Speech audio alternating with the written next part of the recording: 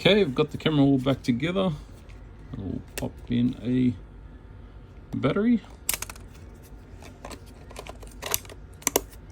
Switches on, that's good.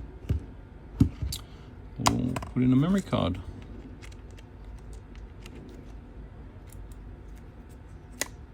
Close it. We read 1,999 images. Perfect. Get a couple of shot ops. That was quick to the card, and that's not an extremely fast card. Playback. It's skipping through the images nice and quick. That's what I want to see.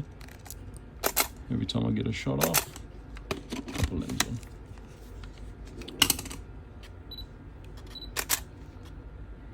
There we go. Works perfect.